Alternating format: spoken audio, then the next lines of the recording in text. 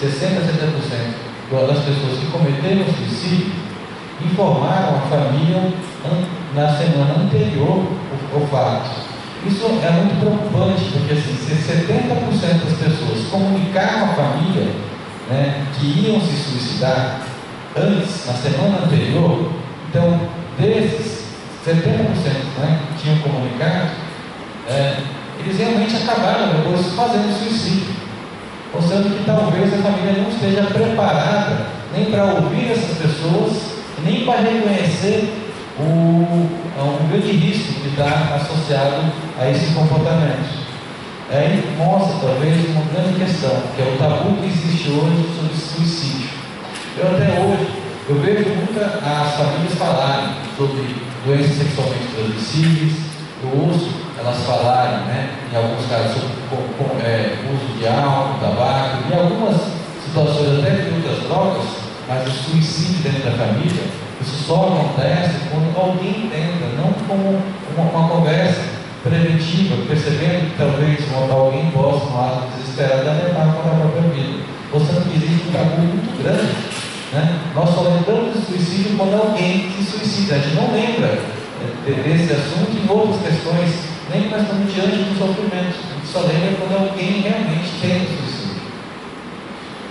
Ainda, 50% dessas pessoas que cometeram suicídio, eles tiveram uma consulta médica nos 6 meses anteriores à consulta. Vamos passar o próximo? E dessa metade da população que teve consulta anterior, 80% desses que consultaram foram normalmente no mês anterior. Mostrando que, seja porque o sofrimento físico ou mental, eles procuravam acesso a uma boa parte deles à população. A saúde, né?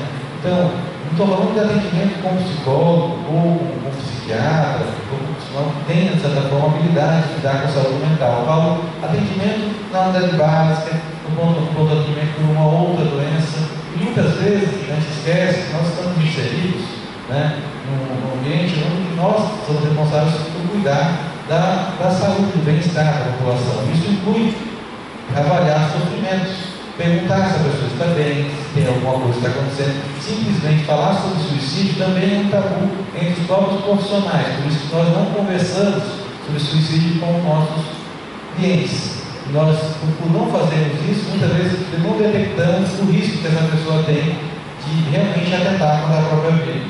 Então, aí vem uma grande alerta. É importante estar atento às pessoas que nós estamos conversando, tanto profissionalmente, né, quanto a qualquer indício de sofrimento que abra a possibilidade de você conversar com alguém. Nós não podemos ter medo de conversar sobre suicídio. Conversar sobre suicídio, sobre sofrimento ou sobre sofrimento, não causa sofrimento nem suicídio.